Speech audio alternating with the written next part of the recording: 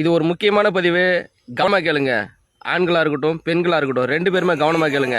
நம்ம அப்பா காலம் தாத்தா காலம் எல்லாம் மலையேறி போச்சு. அவங்க நம்மளை பெற்றாங்க வளர்த்தாங்க ஆளாக்கிட்டாங்க மறைஞ்சு போயிட்டாங்க. இப்போ இருக்கிற காலம் எப்படி தெரியுமா?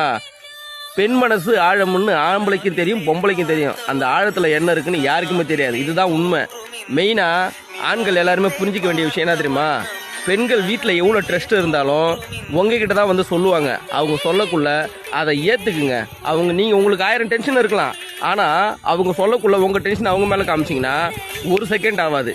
நீங்கள் காமிக்க வேண்டிய அன்பு வேற ஒருத்தவங்ககிட்ட கிடச்சிச்சின்னா அந்த பொண்ணு அவங்ககிட்ட மாறி போகிறதுக்கு 1 செகண்ட் ஆகாது.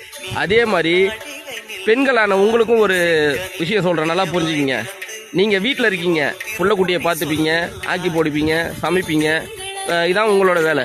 ஒரு புருஷன் உங்களை தாண்டி வெளியில் போய் சம்பாதிக்கிறான்னா அவன் ஒருத்தனுக்காக மட்டும் சம்பாதிக்கிறதில்ல, உங்களுக்கும் உங்கள் பிள்ளைக்கும் உங்கள் ஃப்யூச்சருக்கும் சேர்த்து தான் அவன் சம்பாதிக்கிறான்.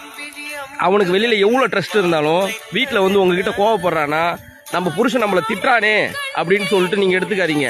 வேறு யார்கிட்ட போய் காமிப்பான்? கொஞ்சறதுக்கு ஒரு பொண்டாட்டி, திட்டுறதுக்கு ஒரு பொண்டாட்டி, பழகிறதுக்கு ஒரு பொண்டாட்டி, படுக்கிறதுக்கு ஒரு பொண்டாட்டி கட்டுவான்.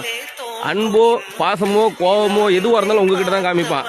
இதை புரிஞ்சுக்கிட்டிங்கன்னா உங்கள் வாழ்க்கை நல்லாயிருக்கும். ஆணும் சரி பொண்ணும் சரி, இதை புரிஞ்சுக்கிட்டிங்கன்னா உங்கள் வாழ்க்கை அமோகமாக இருக்கும்.